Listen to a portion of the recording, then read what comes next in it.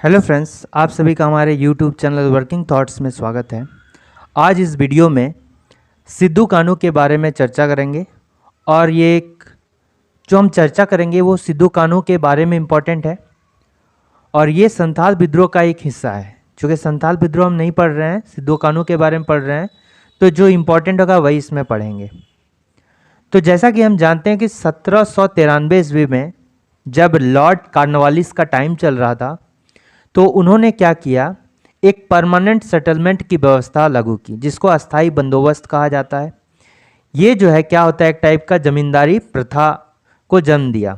जैसे कोई ज़मीन है, उस ज़मीन का जो मालिक है किसी को बना देना और उसके अंतर्गत जो है अंग्रेज उससे लगान जो है वसूलते थे उसके बदले में। ठीक है, अगर इसके बेसिक में जाएं तो जैसा संथाल विद्रोह का जन्म कैसे होता है ये देखते हैं। तो ये मान लीजिए झारखंड का क्षेत्र है, ठीक है। जो उरांव आए थे वो कहाँ से आए थे झारखंड में, वो दक्षिण भारत से आए थे और ये रोहतास के रास्ते जो है झारखंड में प्रवेश करते हैं। जब ये रोहतास पहुँचते हैं तो क्या होता है कि उरांव का कुछ भाग जो होता है सोन या गंगा नदी के तट से होते हुए जो है ये राजमहल पहाड़ी वाले इलाका में पहुंच जाते हैं और कुछ भाग जो होते हैं उरांव के ये मुंडा द्वारा बनाए गए रास्ते से क्या आ जाते हैं, छोटा नागपुर में प्रवेश करते हैं। कुछ समय तो उरांव प्लस मुंडा दोनों एक साथ रहते हैं, बाद में इनके बीच में मतभेद हो जाता है, ठीक है। और मुंडा जो है ये कोल्हान वाले क्षेत्र में चले जाते हैं।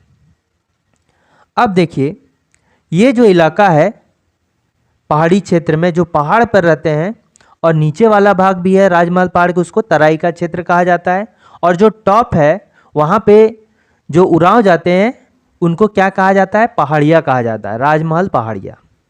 तो ये चूँकि अपना जीवन यापन जो करते थे ये पहाड़ों पर ही कंदमूल खाकर अपना जीवन यापन करते थे और इनका कोई भी सोर्स ऐसा नहीं था जिससे वो जीवन यापन कर सके, ठीक। लेकिन जब संथाल जो है चाय चंपारण वाले क्षेत्र में जो है संथालों का प्रवेश होता है झारखंड में, ठीक है। चाय चंपारण वाले जो है क्षेत्र में संथालों का प्रवेश होता है। किसी कारण से जो है ये कहाँ चले जाते हैं, बीरभूम वाले इलाके में चले जाते हैं और कुछ जो है मिदनापुर वाले इलाके में चले जाते हैं, ठीक है। जब अंग्रेज आते हैं राजमहल वाले क्षेत्र में तो वो क्या करते हैं कि बिना लगान का तो उनका काम होगा नहीं।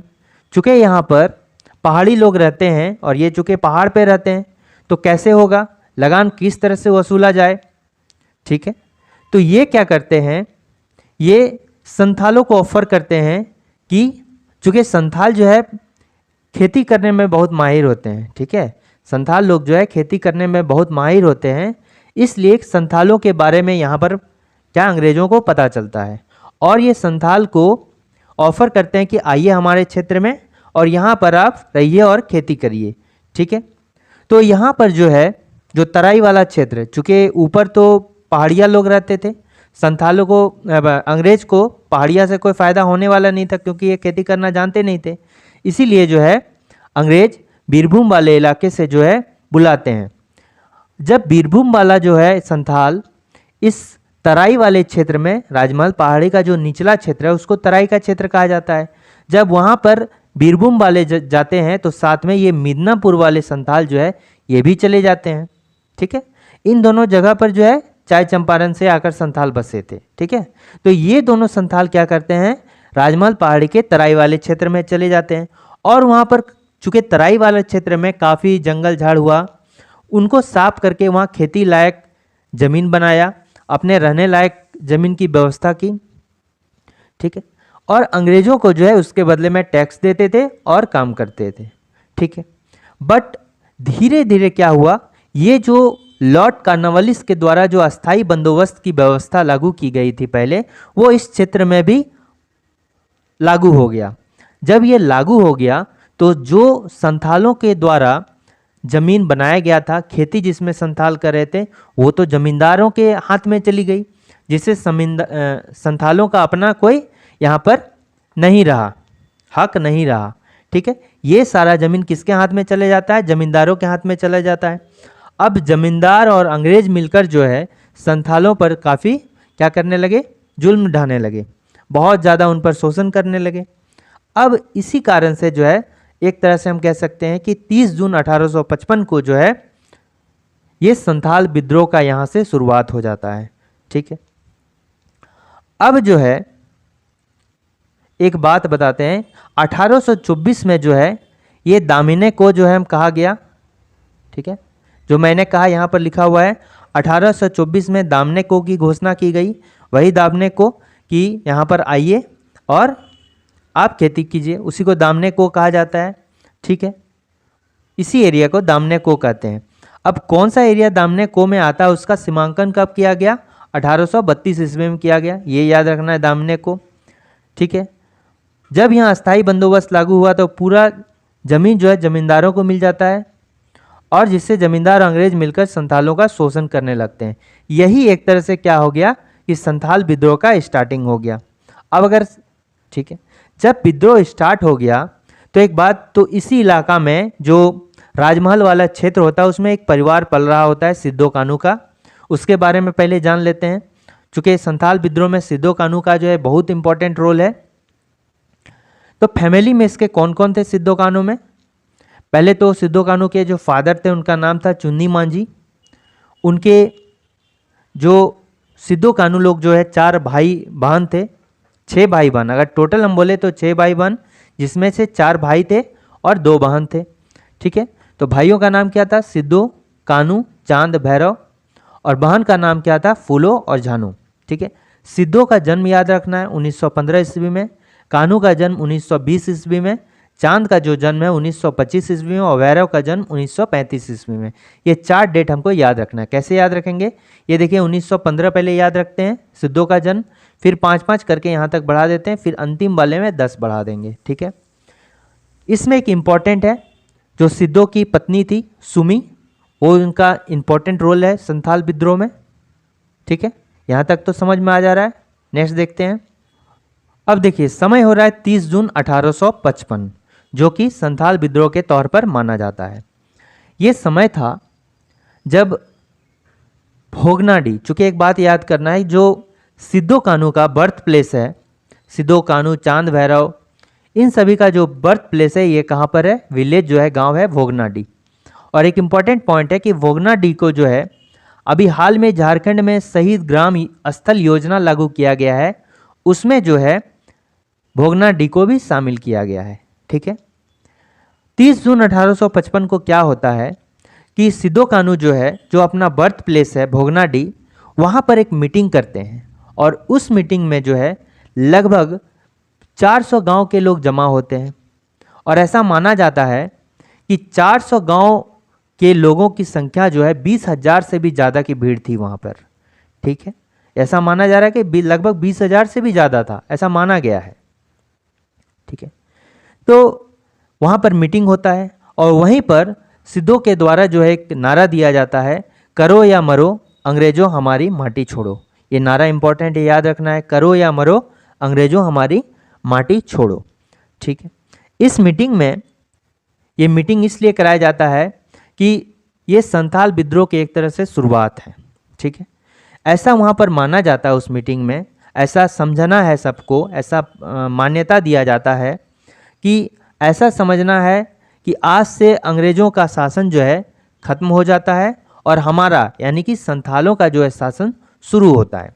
ठीक है, चूँकि एक तरह से जो है ये घोषणा है, तो इसमें राजा, मंत्री, प्रशासक, सेनापति, सैनिक इत्यादि भी चाहिए। ठीक है, तो राजा जो होता है वो कौन बनता है, अब देखो यहाँ जो राजा बनता है ये कौन बनता है, राजा सिद्धो को बनाया जाता है, मंत्री जो है कान्हू को बनाया जाता है, प्रशासक ठीक है चांद को, और सेनापति भैरव को। याद रखना है, सिद्धो, कान्हू, चांद, भैरव, यानी कि राजा, मंत्री, प्रशासक और सेनापति। और जो सैनिक हुए, जो आदमी उस मीटिंग में जमा थे, वो एक तरह से क्या हो गए, सैनिक हो गए। ठीक, संथाल विद्रोह का जो प्रभाव है सिर्फ झारखंड में देखने को नहीं मिलता है, ये इसके अलावा बिहार में और पश्चिम बंगाल को में भी देखने को मिलता है। जो बीरभूम इलाका है वो कहाँ आता है, पश्चिम बंगाल में आता है।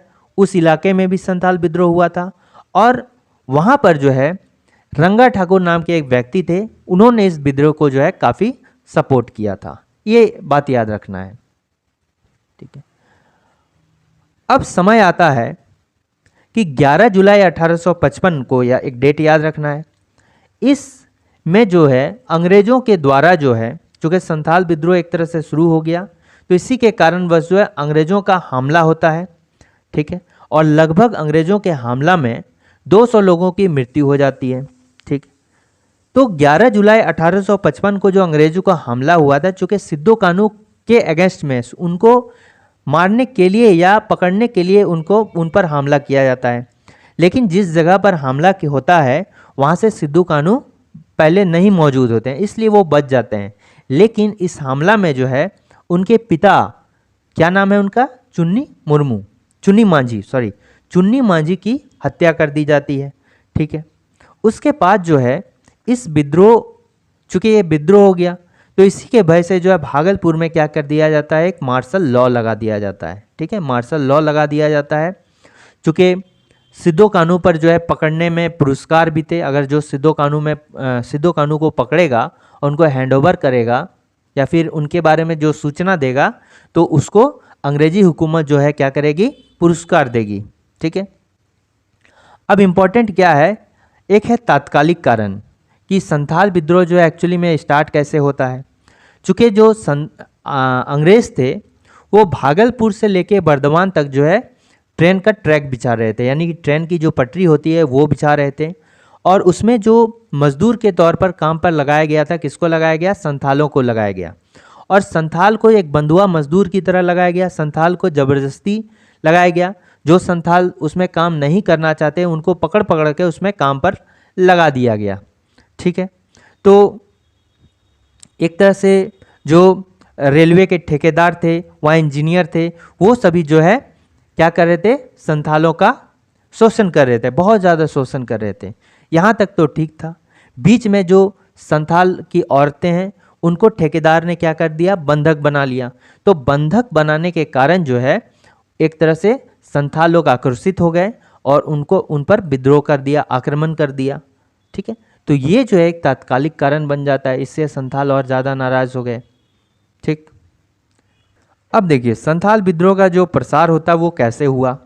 क्योंकि संथाल विद्रोह का स्टार्टिंग डेट जो बताया गया है वो 30 जून 1855 को, ठीक है, और इसको हूल दिवस के रूप में मनाया गया है।